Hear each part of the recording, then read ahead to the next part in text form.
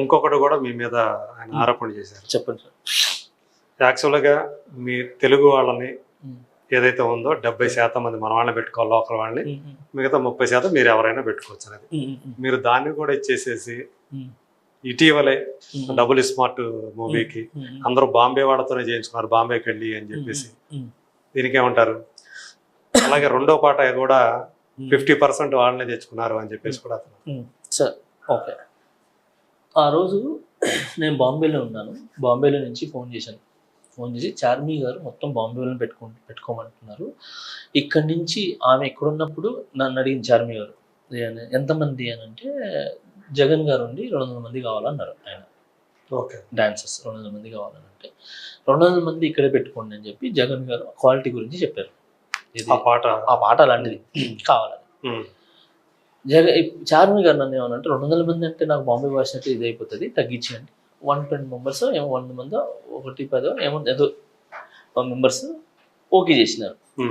సరే అని చెప్పి, మేడం ఇప్పుడు మా యూనియన్ రూల్ ఉంటుంది, యూనియన్ నుంచి మనం రప్పించుకోవాలి ఇలా అని అంటే, జానీ నేను ఇప్పుడు పెట్టుకోలేను.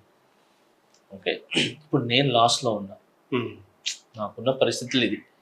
ఓకే, నేనున్న ప్రాబ్లంలో నేను ఇప్పుడు పెట్టుకోలేను. హైదరాబాద్లో ఉన్నప్పుడు మొత్తం మనోళ్ళే చేశారు కదా, పాత సాంగ్స్ అన్నీ మనోళ్ళే చేశారు కదా, మొత్తం మనోళ్ళకి ఇచ్చాను కదా. ఇక్కడ నేను బాంబేలో ఉన్నంటే ఇప్పుడు వాళ్ళ ఫ్లైట్ టికెట్లు, వాళ్ళ ఇది కార్లు వాళ్ళు ఉండే ఎక్స్పెన్సెస్, అదర్ ఎక్స్పెన్సెస్ ఎక్కువ అవుతాయి. ట్రాన్స్పోర్టేషన్ కానీ ఫుడ్ కానీ ఇవన్నీ కూడా ఎక్కువ అవుతాయి నాకు.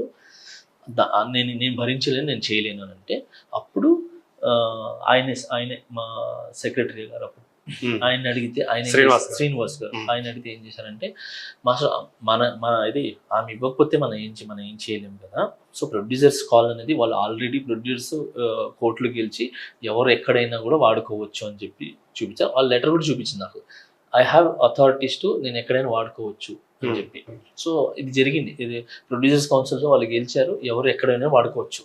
ఓకే, అది తప్పలేదు. అది మనం రిక్వెస్ట్ బేస్ మీదే ఉన్నాం, కలిసి ఉన్నాం కాబట్టి వెళ్తున్నాం కాబట్టి ఈ ఒక్క పాట మాస్టర్ పెట్టేసుకోండి. ఇది యూనియన్ నాకు పర్మిషన్ ఇచ్చింది.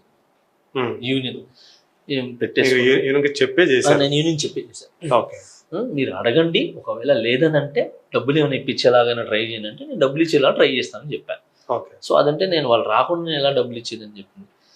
సారీ, డబ్బులు ఇచ్చేలా ట్రై చేయండి అంటే అప్పుడు నేను మాట్లాడితే సరే ఒక 25 మందిని తెచ్చుకోండి అని. ఒక నేను అంతమందిని, ఇది యాక్చువల్లీ 70-40 ఉండాలి, 70-30 ఉండాలి.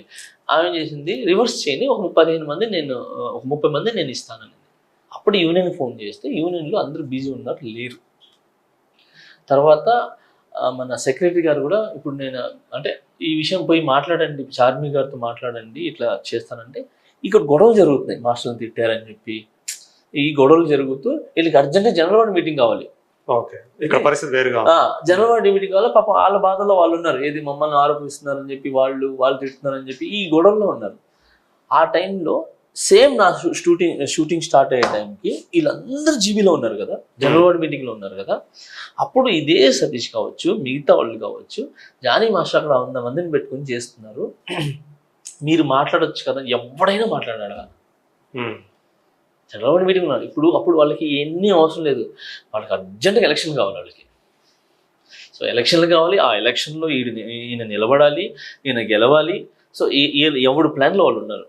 అక్కడి నుంచి ఎవరైనా ఫోన్ చేసి మాస్టర్ మీరు ఎందుకు వాడలేదు అని ఒక్కరు ఫోన్ చేయలేదు, ఎందుకు తీసుకెళ్ళలేదు. నేను చెప్పాను కూడా, జీవీలో ఎవరైనా ఉంటే ఫోన్ చేసి అడగండి రా, చార్మి గారితో నేను మాట్లాడిపిస్తాను, అక్కడ ఏమైనా వర్కౌట్ అవుతుందో. ఆల్రెడీ 25 మందిని రమ్మని అంటే రావట్లేదు, ఎందుకు రావట్లేదు నాకు తెలియదు. 20 మంది ఎందుకు రాలేదు నాకు తెలియదు. ఓకే, సో అది అక్కడ దీని గురించి మాట్లాడాలి. ఇప్పుడు ఎలక్షన్ అలాగా ఒక సాంగ్ చేశాను సార్. చేసి ఇమీడియట్లీ షాహిద్ కపూర్ సాంగ్ కూడా ఉంది వెంటనే మొన్న రిలీజ్ బాగా పెద్ద హిట్ అయింది. ఆ సాంగ్ కూడా వెంటనే నేను అడిగితే ఇక్కడ వీటిలో ఉన్నారు తప్ప ఎవరు పంపిట్లే నాకు, అక్కడ ఎవరు మాట్లాడలే ఆ కంపెనీతో. వాళ్ళేంటి మేమేమో ఇది రూల్స్ ఉన్నాయి, మేము ఎక్కడైనా. సార్ ప్రొడ్యూసర్ సైడ్ నుంచి నాకు వచ్చే కాల్ ఏంటంటే, ప్రొడ్యూసర్ హ్యావ్ అథారిటీస్ అంటే, నేను ప్రొడ్యూసర్ని, నేను ఎక్కడన్నీ పెట్టుకొని చేస్తాను, ఇదిగో నాకు లేబర్ ఇది మన ఎక్కడి నుంచో కోర్టు నుంచి వచ్చింది ఇది అని చెప్పి నాకు అది చూపిస్తున్నారు వాళ్ళు. నేను గట్టిగా మాట్లాడలేను నేను అలా అని చెప్పి, నేను నా ఎదుగుదల నేను పోగొట్టుకోను కదా. ఇప్పుడు నేను సాంగ్ వదిలేను కదా సార్. నా పని నేను వదులుకోగలను. సో నాకు గుర్తింపు వచ్చింది దాంతో. ఇప్పుడు ఇప్పుడు అంత పెద్ద cinema, Shahid Kapoor cinema song వదిలేమంటే నేను ఎలా వదులుతాను? నేను వదలలేను కదా. నేను కష్టపడి అంత దూరం కష్టపడి చేసుకుని అంత దూరం వెళ్ళి అదే కదా ఆ పనే కదా చేసేది. సో నన్ను సాంగ్ వీళ్ళు ఏమంటారు, మేము రాకపోతే మీ సాంగ్ వదిలేచ్చేయండి అంటారు. ఓకే, వీళ్ళు ఫోన్ చేసి ఇట్లా ఇట్లా చేసుకోవట్లేదంటే మీరు సాంగ్ వదిలేయండి అని అంటారు. నేను ఎలా వదల? అరే నా పని, నా సాంగ్ అది, నేను ఎలా వదల? మీ గురించి నేను ఎలా వదులుతాను? నా ఎదుగుదల నాకు కావాలి కదా. ఈ రోజు నేను రాలేదు, రేపు ఇంకో సాంగ్ వస్తుంది, అప్పుడు మీరందరూ వస్తారేమో, ఎవరికి తెలుసు అని చెప్పి. సో అలాగా ఆ సాంగ్లన్నీ జరిగినాయి. అప్పుడు కూడా పంపించలేదు. రూల్స్ విరుద్ధంగా వెళ్ళినట్టు అవుతుంది కదా మీరు. అందుకే కదా చెప్పి ఫోన్ చేసి ఇలా ఉంది మీరు మాట్లాడండి. నేను రూల్స్ పోలేదు కదా, నేను రూల్స్కే పోలేదు. నేనేంటి యూనియన్ సంబంధించిన ఏదైతే ఉందో మీరే మాట్లాడండి. నేను పక్కకు వచ్చేసాను. ఇక్కడి నుంచే ఏంటి మాస్టర్ మీరు చేసుకోండి, ఫస్ట్ మీరు ఎదిగేది కావాలని.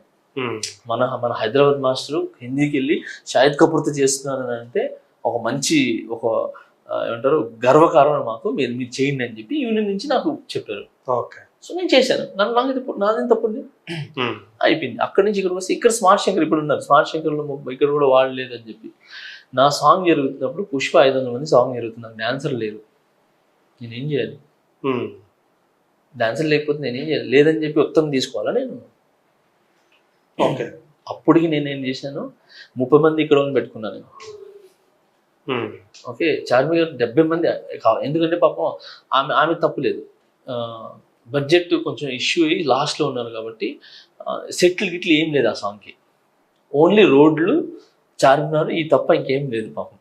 అంటే ఆమె తప్పనట్లే నేను లోకల్గా. సో ఏదో ఒకటి ఉండాలి కదా అని చెప్పి నా సాంగ్ ఏంటి బాగా ఎమోషనల్గా బాగా హెవీగా ఉంది సాంగ్. అది దానికి ఏంటి బేరుబాడి ఈడుబాడి మొత్తం అలా కావాలి ఆ సాంగ్కి. 6 ప్యాక్స్ అని బాగా ఉన్న వాళ్ళు కావాలి, డాన్సర్స్. అలా చేస్తే కనీసం ఆ దృష్టి దాని మీద వెళ్తుంది, అటు ఇటు వెళ్ళకుండా దాని మీద వెళ్తుంది. ఆ పాట కొంచెం హిట్ అవుతుంది, కొంచెం బ్యాలెన్స్ అవుతుంది. సో బ్యాలెన్స్ అవుతుంది అని చెప్పి మన దగ్గర ఉన్న వాళ్ళు ఎవరైతే హైట్ పర్సనాలిటీ మన దగ్గర అడిగితే ఆల్రెడీ బిజీగా ఉన్నారు. ఓకే, నేను 70-30 ఏమని చెప్పి మా ఇన్ఛార్జ్ ఆల్రెడీ చెప్పేశారు. చూస్తూ ఉన్న టైంలో వెంటనే పుష్ప పట్టడం వల్ల మా సెక్రటరీ గారు ఉండి మాస్టర్ చెప్పండి ఎవరిని తీసుకోమని చెప్పండి, ఎవరు దొరికితే వాళ్ళు తీసుకుని వెళ్ళమని చెప్పండి అంటే ఈ 150 కార్డులు ఏదైతే ఉన్నాయో ఖాళీగా ఉన్నాయి. సో దాంట్లో నుంచి కొంతమంది వెళ్ళిపోయి దాంట్లో నుంచి కొంతమంది తీసుకున్నా. సో అప్పుడు అది కూడా లేదని చెప్పి మన సీనియర్ డాన్సర్స్ రిటైర్డ్ అయి ఉంటారు, వాళ్ళ పిల్లలు ఉంటారు, వాళ్ళ పిల్లల్లో 1-2 తీసుకున్నాం అనమాట. బయట కూడా వాళ్ళ మొత్తానికి మన దగ్గర షార్టేజ్ ఉందన్నమాట. ఆ విధంగా సాంగ్ చేసుకుని వచ్చి చేశాను. దీంట్లో ఏం తప్పు అని చెప్పండి. నేను స్మార్ట్ శంకర్ నేను చేయడానికి మెయిన్ కారణం కూడా ఇప్పుడు ఉన్నదానికి కూడా నాకు డాన్స్ అంటే పుష్పకి 150 మంది 500 మంది వెళ్ళిపోయినారు. ఇటుపక్క భాను మాస్టర్ ఎంతో 50 మంది జరుగుతుంది. నాకు లేనప్పుడు నేను ఏం చేయాలి?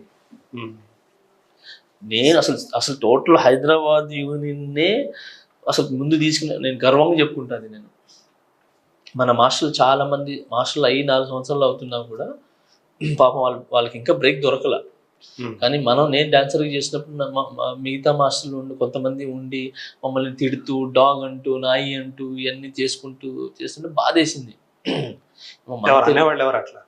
పేర్లు ఎందుకు లేని పెద్ద మాస్టర్స్ సో అందరూ ఇలా అనుకుంటూ వేస్తుంటే మాకు బాధేసి మన తెలుగు సినిమా మన తెలుగు సాంగ్ మనది అంటే అప్పుడు అలా అనుకున్నా. కాబట్టి ఇప్పుడు మన ఏం లేదు, అందరూ ఒకటే సార్. ఓకే, తెలుగు అన్ని లాంగ్వేజ్ ఒకటే. ఆల్ ఇప్పుడు మేము I respect all industries.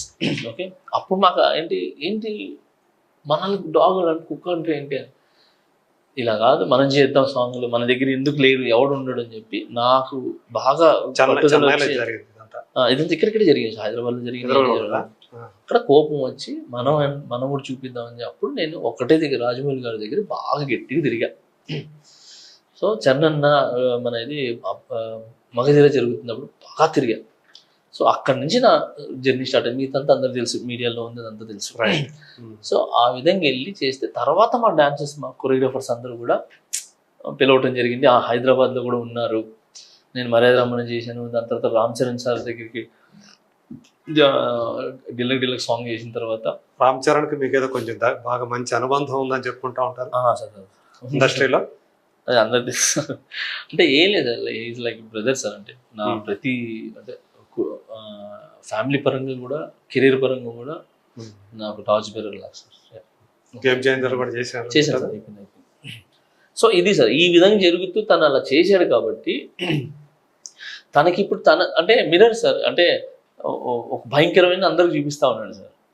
So టక్కని తిరగగానే అది తనని చూడగానే తను తట్టుకోలేకపోతున్నాడు. ఓకే. సో అందుకే తను బాధపడు. సో ఇది ఒకటి. దాని తర్వాత అమ్మాయిని గుంజారని చెప్పి చెప్పారు.